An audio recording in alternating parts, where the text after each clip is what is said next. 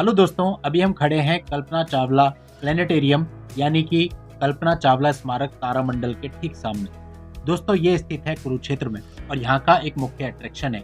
यहाँ से हम अपनी यात्रा शुरू करेंगे और हम चलेंगे देहरादून, जो कि कुरुक्षेत्र से लगभग 150 किलोमीटर दूर है। ये यात्रा हम अपनी नई गाड़ी अल्काजार फेसलिफ्ट सिग्नेचर से पूरा करेंगे, जो कि पेट्रोल मॉडल में है, और इस गाड़ी की आपको परफॉर्मेंस भी बताएंगे। हमने अपनी यात्रा शुरू कर दी है। राइट हैंड साइड पर है कुरुक्षेत्र यूनिवर्सिटी का गेट और इस यूनिवर्सिटी के अंदर ही है धरोहर म्यूजियम, जो कि यहाँ का बहुत ही प्यारा म्यूजियम है, जिस पर हमने अलग से भी वीडियो बना करके पोस्ट किया हुआ है। साथ ही आपको पूरी रोड कंडीशन दिखाएंगे, कितना आपको टोल लगता है, क्या फूड ऑप्शन है, और दिल्ली देहरादून एक्सप्रेस वे जो कि अभी नया बना है वो भी हम आपको दिखाएंगे, जो कि पूरा देहरादून तक जाता है। तो दोस्तों, अभी हम कुरुक्षेत्र मेन सिटी के अंदर हैं और सिटी के कई सारे अट्रैक्शन अभी आपको रास्ते में ही दिख जाएंगे। देखिए, यहाँ पर कई सारे चौराहे आपको रास्ते में पड़ रहे हैं और यहाँ का जो मुख्य अट्रैक्शन है वो है ब्रह्म सरोवर, जहाँ से सृष्टि की रचना हुई थी ऐसा माना जाता है।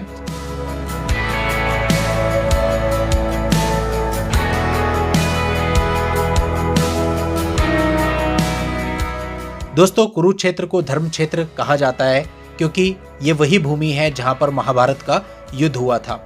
और दोस्तों, यहाँ पर आपको कई सारे प्रमुख स्थान देखने को मिलते हैं, जैसे कि ज्योतिसर, जहाँ पर भगवान श्री कृष्ण ने अर्जुन को गीता का उपदेश दिया था। इसी प्रकार के और भी बहुत सारे मंदिर और तीर्थ आपको यहाँ पर देखने को मिलते हैं। देखिए, ऊपर बोर्ड लगा है, बोर्ड पर लिखा है बिरला मंदिर और ब्रह्म सरोवर राइट हैंड साइड पे। ये चौक है महाराणा प्रताप चौक, यहाँ से राइट हैंड साइड पर ब्रह्म सरोवर है और यहीं पर आपको बिरला मंदिर पड़ता है। यहीं पर आपको दक्षिण मुखी प्रसिद्ध हनुमान मंदिर पड़ता है और थोड़ी सी दूरी पर ही सन्निहित सरोवर भी पड़ता है। तो इस चौक से इसका मेन रास्ता है, बाकी इसके बहुत सारे रास्ते हैं, आगे से भी आपको कई सारे डायवर्जन दिख जाएंगे। तो दोस्तों, कहीं से भी जब आप बाहर निकलते हैं ना, तो सिटी से बाहर निकलना मेन होता है, क्योंकि बम्पर टू बम्पर ट्रैफिक आपको मिलता है। अभी सुबह के 9:30 बज रहे हैं, इसलिए हमें बहुत ज़्यादा ट्रैफिक तो नहीं मिल रहा है, लेकिन फिर भी काफ़ी ट्रैफिक है। तो ऐसे में ये जो गाड़ी है अल्काजार फेसलिफ्ट ऑटोमेटिक वेरिएंट में है, बहुत ही स्मूथ परफॉर्मेंस देती है, आपको बिल्कुल भी थकान नहीं होती है।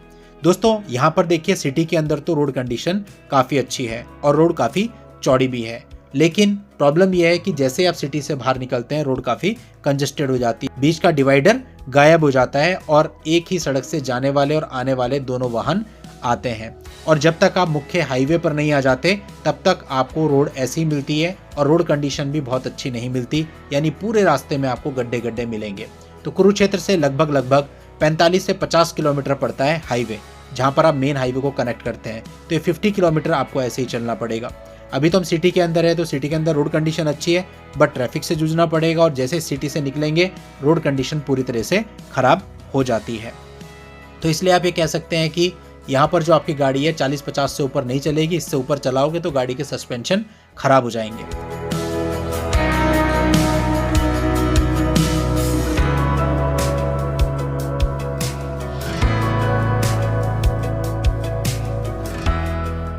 दोस्तों, हमने 2 दिन कुरुक्षेत्र घूमा और कुरुक्षेत्र के 16-17 जो टूरिस्ट प्लेस हैं वो सारे विजिट किए, जो अपने आप में बहुत यूनिक हैं और बहुत ही अच्छे हैं। हर प्लेस पर हमने अलग से वीडियो बना करके पोस्ट की है और बहुत ही जल्द हम एक पूरी कंप्लीट वीडियो भी बना के कुरुक्षेत्र की अपने चैनल पर अपलोड करेंगे, आप उसे भी देख सकते हैं। तो दोस्तों, ये एक ऐसी सिटी है जिसके बारे में बहुत सारे लोगों को नहीं पता है। लोग घूमने जाते हैं हरिद्वार, ऋषिकेश, वाराणसी, लेकिन कुरुक्षेत्र का नाम लोग बहुत कम जानते हैं। लेकिन कुरुक्षेत्र एक ऐसी भूमि है जहाँ पर आपको इतिहास देखने को मिलता है, आपको वो सारे स्थान देखने को मिलते हैं जो आज तक आपने टीवी सीरियल्स में या मूवीज के थ्रू ही देखे हैं, वो सब यहाँ पर है। दोस्तों, यही वो भूमि है जहाँ पर अभिमन्यु को चक्रव्यूह में फंसाकर मारा गया था। उस पर भी, उस स्थान पर भी हमने अलग से वीडियो बनाई है, जिसे आज के समय में अभिमन्युपुर कहते हैं। यहीं पर वो भूमि भी है जहाँ पर भीष्म पितामह बाणों की शैया पर लेटे थे, उस स्थान को बाण गंगा कहते हैं, और उस पर भी हमने अलग से वीडियो बना करके अपलोड की हुई है। इसी प्रकार के और भी कई सारे आपको यहाँ पर स्थान मिलेंगे। तो दोस्तों, यही सब सोच करके हम कुरुक्षेत्र देखने आए थे कि कुरुक्षेत्र कैसा है, और कहा जाता है कि यहाँ की मिट्टी आज भी लाल है, उसी महाभारत के युद्ध के कारण। यहीं पर आपको कर्ण का टीला भी देखने को मिलता है, नाभि कमल मंदिर भी देखने को मिलता है, स्थानेश्वर महादेव मंदिर भी देखने को मिलता है, जिसे कहा जाता है कि दुनिया का पहला पूजित शिवलिंग। इसके अलावा दोस्तों, यहाँ पर ओपी जिंदल पार्क है, शेख चिल्ली का मकबरा है, जिसे ताजमहल ऑफ हरियाणा भी कहा जाता है, जो वास्तव में बहुत खूबसूरत है।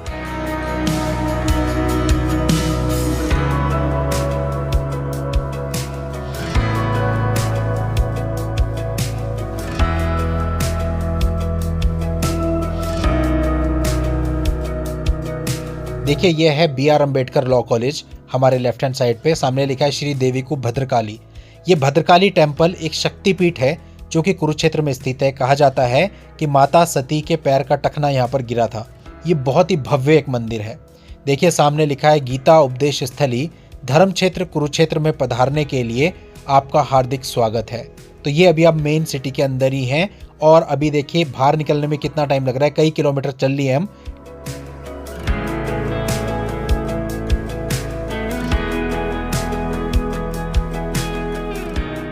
देखिए इस जगह से यमुनानगर 27 किलोमीटर है। तो अभी कुरुक्षेत्र डिस्ट्रिक्ट है और जहां कुरुक्षेत्र डिस्ट्रिक्ट की सीमा समाप्त होती है वहां से यमुनानगर डिस्ट्रिक्ट की सीमा शुरू होती है। यहाँ से सहारनपुर 61 किलोमीटर है और यहाँ से थोड़ा आगे पहले आपको एक जगह पड़ती है लाडवा, और लाडवा के आगे पड़ता है रादौर, और रादौर के बाद आप नेशनल हाईवे को कनेक्ट कर जाते हैं। तो अब देखिए हम सिटी से बाहर आ चुके हैं। अब आप देखेंगे थोड़ी आगे जा कर के रोड अपने आप संकरी हो जाएगी। देखिए अब बीच का डिवाइडर गायब हो गया और अब बीच का डिवाइडर आपको केवल वहीं पर देखने को मिलेगा जहाँ पर कोई स्टॉप आएगा। जैसे कोई जगह आएगी तो आपको डिवाइडर मिलेगा, अदरवाइज आपको छोटी रोड पे ही चलना पड़ेगा। तो अब हम पहुँच चुके हैं लाडवा। ये जगह कहलाती है लाडवा और जैसे ये जगह आई तो बीच में आपको 2 से 3 किलोमीटर की बढ़िया रोड मिलेगी, यानी बीच में डिवाइडर मिलेगा और खुली रोड मिलेगी। लेकिन उसके बाद फिर से रोड कंजेस्टेड हो जाएगी और फिर इससे नेक्स्ट स्टॉप जो आता है वो है रादौर। तो रादौर तक आपको कंजेस्टेड रोड मिलेगी, इतनी कंजेस्टेड धूल मिट्टी से भरी हुई कि मुझे इस वीडियो में से पूरा काटना पड़ा, अदरवाइज वीडियो बहुत लंबा हो जाता क्योंकि गाड़ी की स्पीड बहुत ही स्लो वहाँ पर हो गई थी। तो अभी हम लाडवा से आगे बढ़ चुके हैं। तो थोड़े कुछ किलोमीटर्स और आगे जाने पर जगह पड़ती है रादौर।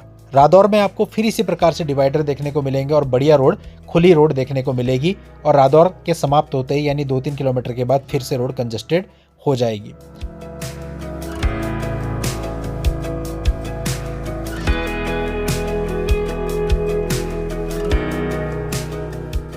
देखिए दोस्तों ये मेन रोड कंडीशन है। 80% सड़क आपको ऐसी मिलेगी। लकड़ी से भरे हुए जो ट्रक आ रहे हैं ना, यमुनानगर के आसपास जो है लक्कड़ मंडी है, ये यहाँ पे बहुत आम है। इनकी वजह से यहाँ बहुत जाम लगता है। और रोड कंडीशन आप देख लीजिए, कितने पत्थर सीमेंट, मतलब हमारे तो नई गाड़ी थी, हमें डर लग रहा था कि कोई पत्थर वत्थर लग ना जाए इसमें। बहुत ही ख़राब सिचुएशन है यहाँ पर रोड की, इस पर ध्यान देना चाहिए। धूल मिट्टी आप देख सकते हैं और अब ये सुबह का समय है, 10 सवा 10 बजे का, तब ये हाल है। तो ये इसी तरह से आपको बस ट्रैफिक में हल्का हल्का 30-40 की स्पीड पर यहाँ चलना पड़ेगा। और दोस्तों इसी वजह से, क्योंकि ऐसे कंजेस्टेड रोड पे ओवरटेक करने के चक्कर में बहुत सारे एक्सीडेंट भी हो जाते हैं, तो बहुत ज़रूरी है कि सड़क अच्छी हो। सड़कें जो है आपके विकास को दर्शाती हैं। देखिए लिखा है welcome to municipal corporation Yamunanagar Jagadhri, यानी अब हम यमुनानगर जगाधरी की सीमा में प्रवेश कर चुके हैं।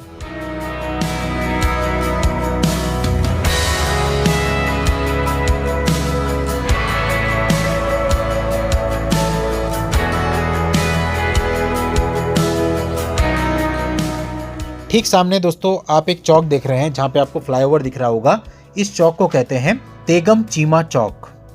यहां से आप मुख्य हाईवे पर कनेक्ट कर जाएंगे, यानी नेशनल हाईवे पर कनेक्ट कर जाएंगे और उसके बाद आपको इस ट्रैफिक से मुक्ति मिलेगी और आप हाईवे पर गाड़ी चला पाएंगे। यहाँ से आपको राइट साइड मुड़ जाना है और फ्लाईओवर के नीचे से होते हुए आगे जा करके आपको इस हाईवे को पकड़ लेना है। दोस्तों अभी तक तो आपने देखा हम कुरुक्षेत्र से लगभग 50 किलोमीटर चल चुके हैं। रोड कंडीशन हमें काफ़ी ख़राब मिली। रास्ते में 2 छोटे स्टॉप पड़े, लाडवा और रादौर, और किसी प्रकार का टोल नहीं पड़ा। अब हम मेन मुख्य हाईवे पे आ गए हैं। वही हाईवे है जो अंबाला से आपका पूरा देहरादून की तरफ जा रहा है। दोस्तों ये हाईवे पूरा अच्छी स्थिति में है, पूरा बना हुआ है। कहीं से भी कोई पैच ऐसा नहीं मिला हमें जहाँ पे हमको दिक्कत आई हो। बस एक जगह पे हमें फ्लाईओवर के नीचे से जाना पड़ा था, वहाँ काम चल रहा था। उसके अलावा ये पूरा का पूरा हाईवे बढ़िया तरीके से बना हुआ है। और अगर आप सेफली गाड़ी भी चलाते हैं तब भी आपकी गाड़ी 90 की स्पीड पे बड़े आराम से मेंटेन हो जाती है सेफली। बाकी इससे ऊपर आपको चलानी भी नहीं चाहिए, क्योंकि बीच बीच में आपको कट्स भी मिलेंगे और अधिकतर जगह ऐसी हैं जहाँ पर कोई रेड लाइट नहीं है, यानी कि एक्सीडेंट होने के चांसेस रहते हैं। और जब हम इधर आ रहे थे हमारे सामने भी एक एक्सीडेंट हुआ था। एक स्कूटी वाला हमें ओवरटेक करके गया और आगे जाके किसी गाड़ी से वो क्रैश हो गया। तो इसलिए गाड़ी आपको यहाँ हल्की रखनी है।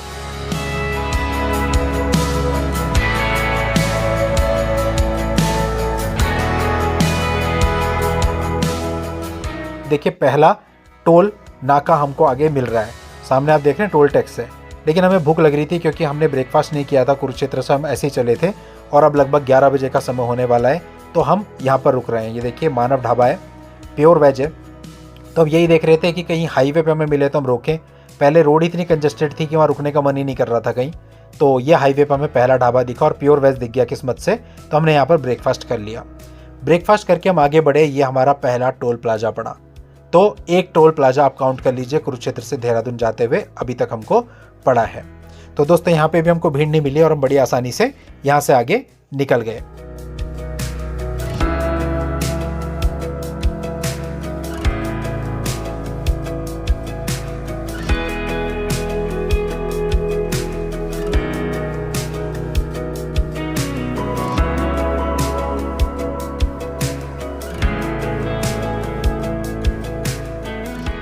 दोस्तों हम लोग इस हाईवे को काफ़ी यूज करते हैं और इस पर मैंने पहले भी वीडियो बनाई है जब हम देहरादून से अमृतसर की तरफ गए थे, और अगर चंडीगढ़ भी आप जाते हैं तब भी यही हाईवे आपका यूज होता है। दोस्तों हमारे पास जो गाड़ी है अल्काजार फेसलिफ्ट, कई लोग पूछते हैं इसका माइलेज क्या है सर। तो पेट्रोल वेरिएंट में और ऑटोमेटिक वेरिएंट में ये जो है आपको 17 का माइलेज दे देती है। देखिए यहाँ से देहरादून 96 किलोमीटर है और दोस्तों 17 का माइलेज 7 सीटर कार में बहुत बढ़िया माइलेज है, क्योंकि हमारी गाड़ी हमेशा फुल रहती है और पीछे लगेज भी खूब दबा के भरा जाता है।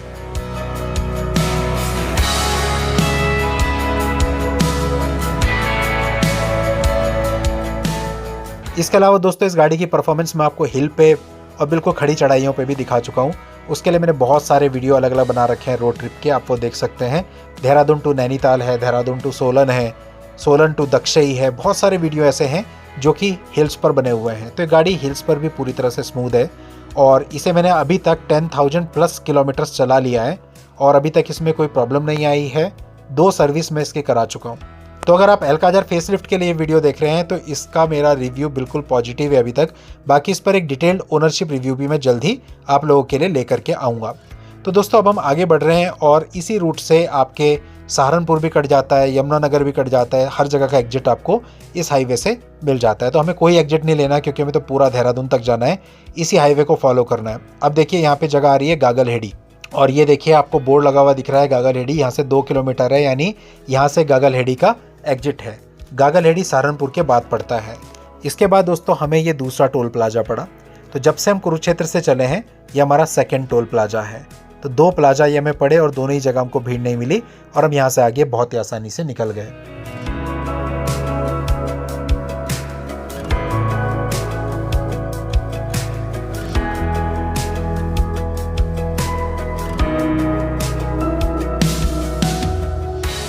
दोस्तों कुरुक्षेत्र जाने का ये बेस्ट रूट है क्योंकि देहरादून टू कुरुक्षेत्र या कुरुक्षेत्र टू देहरादून 100 किलोमीटर तो आपको हाईवे ही मिलता है, 50 किलोमीटर का आपको कंजेस्टेड एरिया मिलता है। दूसरा रास्ता पौंटा साहिब से होते हुए है।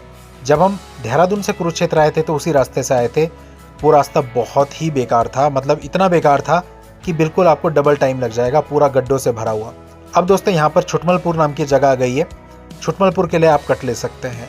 यहाँ से थोड़ा हम आगे बढ़े तो हमने देखा कि यहाँ पर हनुमान जी की बहुत ही विशाल प्रतिमा पर काम चल रहा था, यानी बनाई जा रही थी।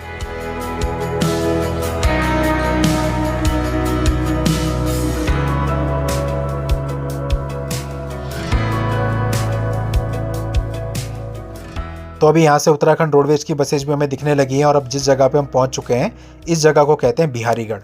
बिहारीगढ़ अपने पकौड़ों के लिए बहुत फेमस है। यहाँ पर जो भी लोग जाते थे पकौड़ों के लिए ज़रूर रुकते थे। अभी क्या है कि देखिए ऊपर से सामने आप देख रहे हैं फ्लाईओवर बन रहा है, तो जब वो बन जाएगा लोग उसके ऊपर से जाने लगेंगे तो नीचे का मार्केट ये बहुत हद तक ख़त्म हो जाएगा। और अभी भी हो चुका है क्योंकि पहले तो सिंगल सड़क होती थी, सभी लोग रुकते थे। अभी हाईवे बन चुका है, लोग फटाफट सीधा निकल जाते हैं, रुकना प्रीफर नहीं करते। अदरवाइज हम लोग भी पहले जब इस रूट पे आते थे पुराने समय पे तो यहाँ बिहारीगढ़ में ज़रूर रुकते थे। बाकी अगर आप रुकना चाहो तो अभी भी रुक सकते हो, गाड़ी साइड में लगा करके, थोड़ी जगह है, ऐसा नहीं है कि बिल्कुल जगह नहीं है। अगर आपका मन है तो आप यहाँ रुक करके पकौड़ों को एंजॉय कर सकते हो। बहुत सारे लोग कर रहे हैं, आप देख सकते हैं कई सारी गाड़ियाँ अभी भी यहाँ पर रुकी हुई हैं। ये सारी जितनी भी शॉप्स आप देख रहे हो ये सारी की सारी पकौड़ों की शॉप है। तो बिहारीगढ़ फेमस है अपने पकौड़ों के लिए और ये देहरादून से बिल्कुल पास में ही है, ज़्यादा डिस्टेंस इसका नहीं पड़ता है। बिहारीगढ़ के बाद अब जो जगह आएगी वो है गणेशपुर, और गणेशपुर से लेकर के देहरादून तक दिल्ली देहरादून एक्सप्रेस वे बहुत समय से बंद था और लोगों को इंतजार था कि ये कब खुलेगा। लेकिन जिस दिन हम यहाँ पर आए उस दिन ये हमको खुला हुआ मिला। यानी आज के इस वीडियो में हम आपको गणेशपुर से देहरादून तक बिल्कुल नया वाला हाईवे दिखाने वाले हैं, दिल्ली देहरादून एक्सप्रेस वे। दोस्तों इस एक्सप्रेस वे के खुलने से जो मोड़ वाला रास्ता था 10 से 11 किलोमीटर का, जहाँ रेगुलर जाम लगता था, और कई बार तो जाम 3-3, 4-4, 5-5 घंटे लगता था, वो सारा खत्म हो जाएगा।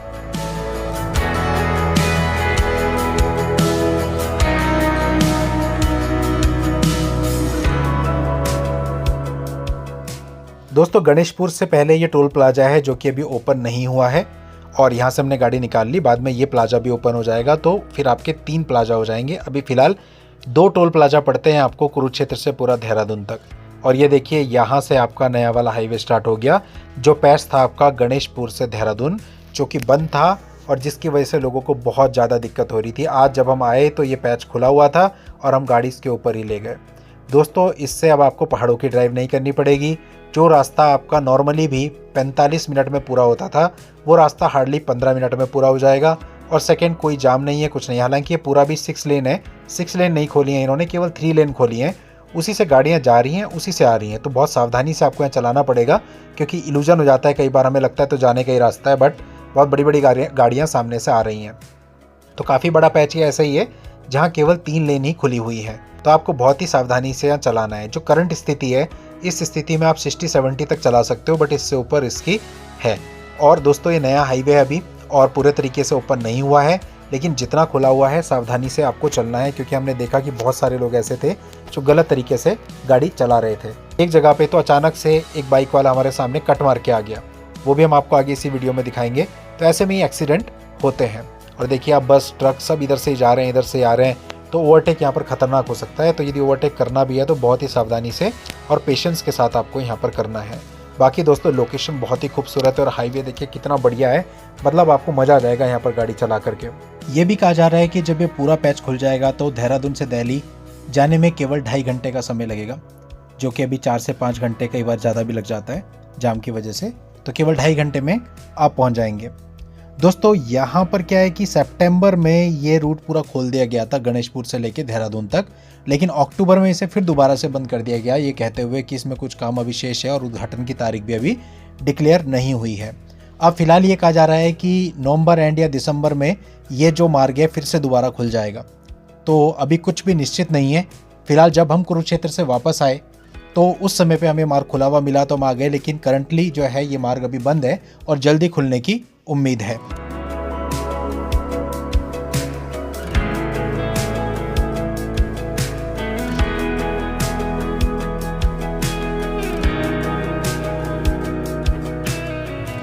दोस्तों दोनों ही छोर, देहरादून भी एक बहुत बड़ा टूरिस्ट प्लेस है और बगल में ही मसूरी है। उसी तरह से जहाँ से हम आ रहे हैं कुरुक्षेत्र से, वहाँ पर भी बहुत सारी जगहें घूमने के लिए हैं, बहुत सारे तीर्थ हैं, बहुत सारी चीज़ें हैं। यानी दोनों ही बहुत अच्छे टूरिस्ट प्लेसेस हैं। तो बहुत ही जल्द कुरुक्षेत्र के सभी टूरिस्ट प्लेसेस पर और देहरादून के भी सभी टूरिस्ट प्लेसेस पर हम आपके लिए एक डिटेल्ड वीडियो लेके आएंगे। फिलहाल देहरादून के अलग अलग प्लेसेस पर हमने ऑलरेडी वीडियो बनाए हुए हैं, कुरुक्षेत्र के भी अलग अलग प्लेसेस पर हमने ऑलरेडी वीडियो बना के अपलोड किए हुए हैं। अगर आप चैनल को थोड़ा एक्सप्लोर करेंगे तो आपको सारे ही प्लेसेस के वर्चुअल टूर देखने को मिल जाएंगे। इस हाईवे पे इस जगह पे दोनों लेन खुली है, गाड़ी अच्छी खासी स्पीड में चल रही है, क्योंकि 6 की 6 लेन इस जगह पे खुली है। और ये देखिए स्कूटी वाला कैसे बीच में आ गया है, इससे खुद भी बैलेंस नहीं हुई, बड़ी मुश्किल से इसने बैलेंस किया था। तो गणेशपुर से कुछ किलोमीटर तक तो केवल 3 लेन खुली थी, उसके बाद 6 की 6 लेन खुली हुई थी, और केवल एक जगह पे हमें एक ऐसा छोटा सा पैच मिला जहाँ पर काम चल रहा था। ये देखिए ये वो पैच है जहाँ पे जेसीबी वगैरह लगी है और अभी काम चल रहा है। यहाँ पे ब्रेक मार के हमें गाड़ी निकालनी पड़ी, लेकिन इसके अलावा पूरा गणेशपुर से लेकर के उत्तराखंड की जो टनल आती है वहाँ तक का ये पूरा ही रास्ता क्लियर है। कहीं पे भी कुछ भी ऐसा नहीं लगा कि कहीं पे गाड़ी स्लो करनी पड़ी हो या कहीं पे जाम लग रहा हो काम की वजह से, कुछ नहीं, बहुत क्लियर था। बस ये एक पैच जो हमने आपको दिखाया, यही एक पैच था जहाँ पर हमें काम चलता हुआ मिला और हमें आराम से ब्रेक मार के गाड़ी निकालनी पड़ी। इसके अलावा फिर देखिए 6 की 6 लेन पूरी खुली है और हम लोग पहुंच चुके हैं उत्तराखंड के प्रवेश द्वार पर, यानी माँ डाट काली मंदिर जहां पर है, वहां का रास्ता अलग राइट साइड से है। सामने एक टनल बनी हुई है जो कि नई टनल बनी है अभी, जिससे आप सीधा उत्तराखंड में प्रवेश करते हैं। आप सामने टनल देख पा रहे होंगे। टनल भी दोस्तों ये नई वाली बहुत खूबसूरत बनाई गई है, अंदर पेंटिंग की गई है। जिस दिन हम यहाँ आए उस दिन तक इसमें लाइटिंग नहीं हुई थी, लेकिन उसके बाद इसमें लाइटिंग वगैरह भी हो चुकी है और अब ये बहुत ही ज़्यादा खूबसूरत लगती है।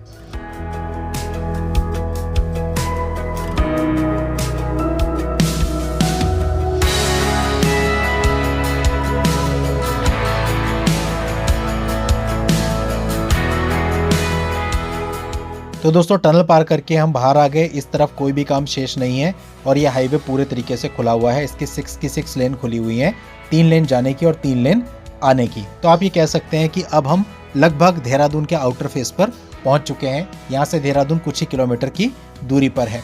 देहरादून में जब आप एंट्री करते हैं तो एंट्री से पहले ही आपको एक पुलिस चेक पोस्ट पड़ती है, जिसे आशारोड़ी चेक पोस्ट कहते हैं। उत्तराखंड में प्रवेश करते हुए ये मेन चेक पोस्ट है।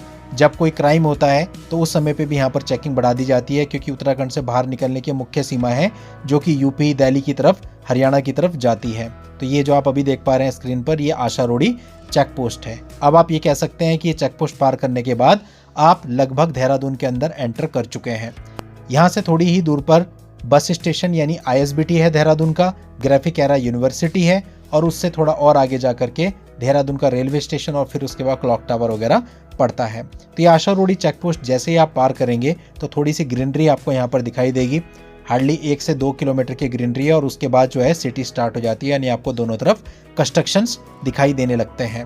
तो अब आप ये कह सकते हैं कि आप ऑलमोस्ट देहरादून पहुंच चुके हैं। जैसे ग्रीनरी खत्म होगी आपको सिटी का जाम दिखने लग जाएगा और फिर आपको वही गाड़ी आराम आराम से चलानी पड़ेगी ट्रैफिक में 10-20 की स्पीड पे। यहाँ तक आपकी गाड़ी फुल स्पीड में चल जाएगी और इसके बाद आप सामने देख सकते हैं कंस्ट्रक्शन आपको दिख रहा है। बस यहीं से आपका देहरादून सिटी आरंभ हो गई है। अब आपको लोकल ट्रैफिक भी दिखेगा, ऑटो वाले भी दिखेंगे, कैब वाले भी दिखेंगे और जाम बढ़ जाएगा। अब आपको बिल्कुल आराम आराम से गाड़ियाँ चलानी पड़ेगी। देखिए बोर्ड भी लगा है, उत्तराखंड में आपका हार्दिक स्वागत है, वार्म वेलकम टू उत्तराखंड।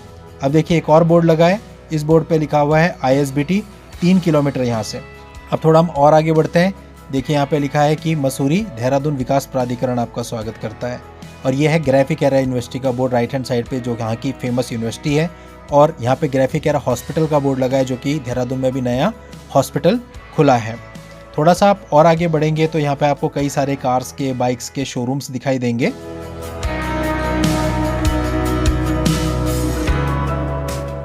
देखिए बोर्ड लगा है घंटा घर का, यहाँ से 9 किलोमीटर, यानी इस जगह से 9 किलोमीटर क्लॉक टावर पड़ता है। और अब देहरादून शहर की तरफ हम आगे बढ़ रहे हैं। आप कह सकते हैं ऑलमोस्ट अब हम बिल्कुल ट्रैफिक में आ चुके हैं।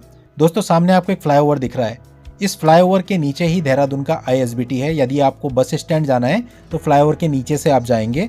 फ्लाईओवर अगर आप क्रॉस कर जाएंगे तो बस स्टैंड को आप बाईपास कर जाएंगे और सीधा ये फ्लाईओवर उतरेगा आपका शिमला बाईपास पर। शिमला बाईपास से अगर आप सीधा आगे जाते हैं तो देहरादून सिटी पड़ेगी और अगर लेफ्ट मुड़ जाते हैं तो पांवटा साहिब, शिमला, सोलन वगैरह जाने का रास्ता है। तो ये फ्लाईओवर यहाँ का मेन फ्लाईओवर आप कह सकते हैं कि अभी हम ISBT के जस्ट ऊपर हैं। तो यहाँ पे भी आपकी गाड़ी बहुत अच्छी स्पीड मेंटेन करेगी, लेकिन फ्लाईओवर उतरते ही आपको बहुत जाम मिलेगा।